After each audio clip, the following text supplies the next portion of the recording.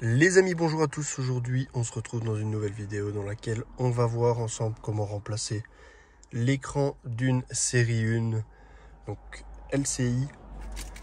Donc on va le remplacer par un écran Android, parce que celui-ci est malheureusement pas compatible HomeKit, et que celui d'origine est tout simplement relativement cher.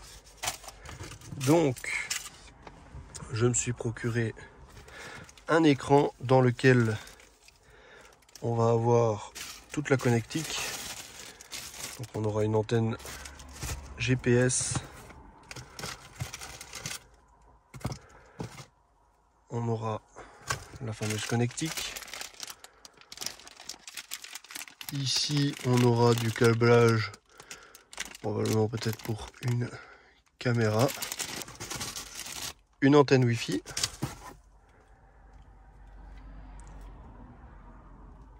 une rallonge USB et le fameux écran. Donc voilà à quoi ça ressemble.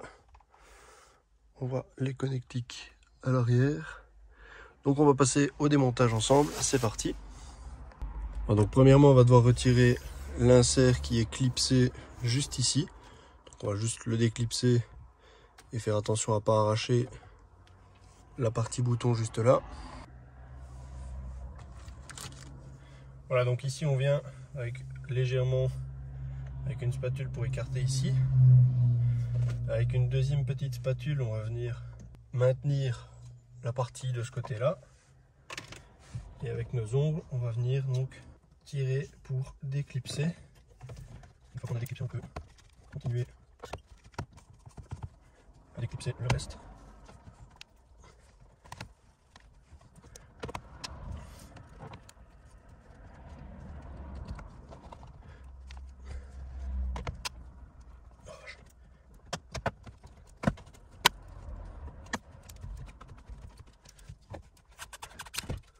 Voilà. Donc c'est quand même bien serré. Ensuite, on déconnecte le petit connecteur du warning. Donc on déconnecte le warning et, si vous l'avez, la commande électrique des volets. Et voilà, notre insert est démonté. Ensuite, on va aller chercher du Torx pour démonter les deux vis de l'écran. Voilà.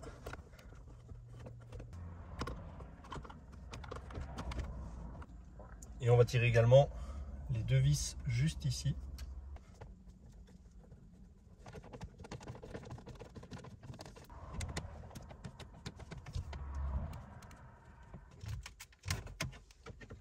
Et ici, même principe. On peut tirer un petit peu et le bas est clipsé.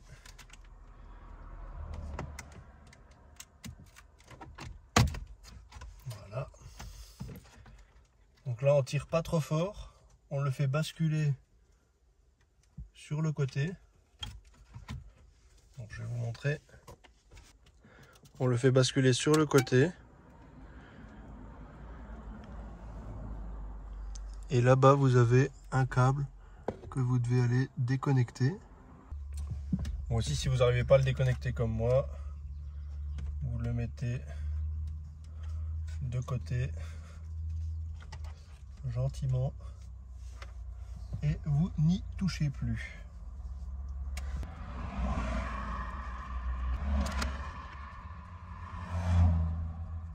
Hop, on retire les deux vis, on recule notre autoradio. C'est vrai que ça aurait été bien de le retirer ça, mais bon, le connecteur étant assez fragile, je préfère pas trop forcer, parce que si vous le pétez, vous perdez toute la fonction de refroidissement, enfin de commande. Voilà. Hop. Donc ici on a une chier de câble. Donc pour le déconnecter, c'est assez simple. On l'écarte et il ressort tout doucement. Hop, voilà. Les deux fils qui sont juste ici, c'est la fibre optique. Il faudra récupérer le connecteur pour le mettre sur la partie là, sinon le son il ne viendra pas. Donc première chose avant de tout monter et tout remonter, c'est déjà de faire un test. Bon, on va d'abord déconnecter du coup l'écran. Voilà, au niveau de l'écran, maintenant qu'on a un peu plus de fil, on va pouvoir simplement pincer la petite tige ici et déconnecter l'écran. Voilà. Bon, nous revoilà quelques heures plus tard, puisqu'entre temps j'ai eu une autre voiture à faire. Donc j'ai fait le test. D'abord j'ai rentré la voiture dans le garage parce qu'il fait un peu chaud. Donc j'ai fait tous les tests. J'ai branché le fameux T directement dessus. Je suis venu brancher les câbles. Je vous remontrerai un peu tous les branchements que j'ai fait. Donc j'ai fait les tests avant de tout remonter. Et ça fonctionne. Donc maintenant ce que je vais faire, je vais redébrancher tout. Faire le câble management. Vous montrer un peu comment ce que ça se branche. Et on verra l'étape finale ensuite. Voilà, donc ici, première étape, on va venir passer les câbles juste ici pour venir rebrancher tout ce qu'on aura besoin. Donc on aura la partie affichage de l'écran, on aura la partie alimentation, on aura l'autre partie qui va être USB, carte SIM, etc. Et on aura une autre partie de câble qui est... Bon, on aura un autre câble ici qui n'est pas fourni avec, je sais pas si c'est une option ou autre, bref, celui-ci va pas nous servir à grand chose je pense. Celui-ci ce sera pour l'antenne GPS parce que il y a la possibilité de mettre le GPS de base et ici on aura donc la partie Wi-Fi. Donc voilà, je passe tous les câbles juste là et je vous reprends juste après. Ok, niveau câblage du coup on aura donc cette fameuse grosse prise comme je l'ai dit qu'on va venir repluguer ici. La partie femelle ira dans la partie mâle d'origine de l'ABM. Bien penser à reclipser tout bien. On aura la partie ici,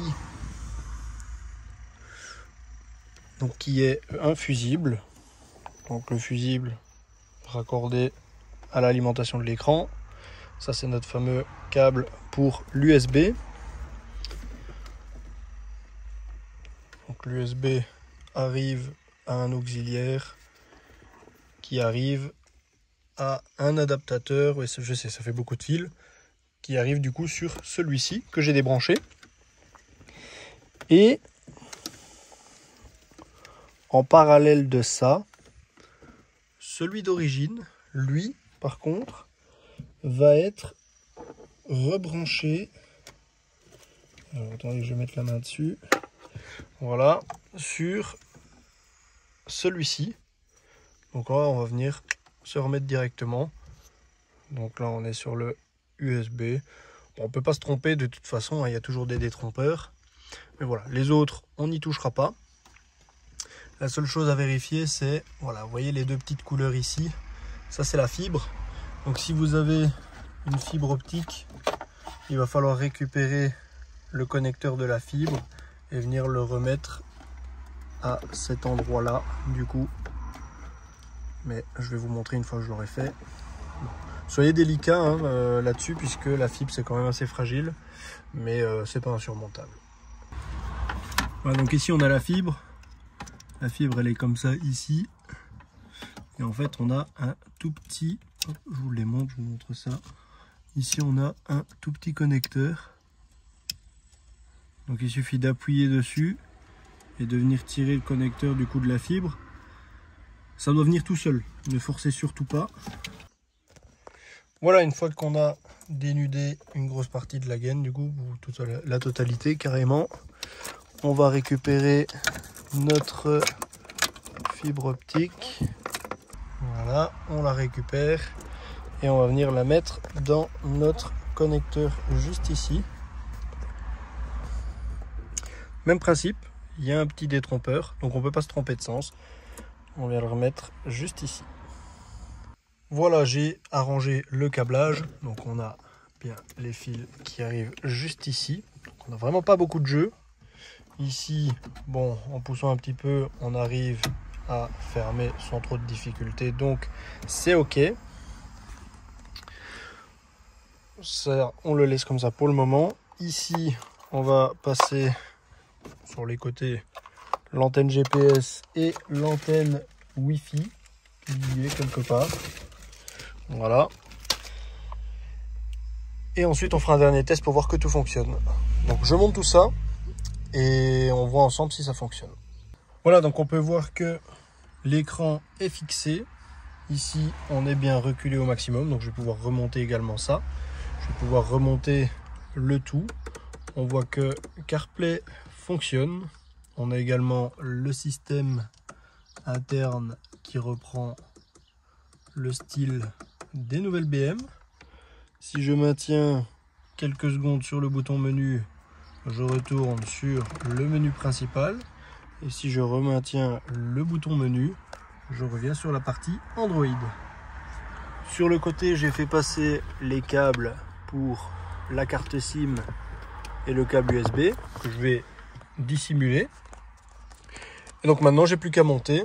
Les amis, voilà, l'écran est remonté. Donc tout fonctionne bien. Si j'appuie sur le menu, on a bien tout le menu qui défile. On a également la partie tactile qui fonctionne à merveille. Hop, voilà. On a la partie CarPlay également. Et tout fonctionne avec le port USB d'origine. Donc ça, c'est un vrai plus. Donc c'est vraiment bien intégré au système d'origine de la BM. J'espère que cette vidéo va vous aider et vous aura plu. Vous pouvez lâcher un petit like, vous abonner et la partager. Moi, je vous dis à la prochaine. Salut!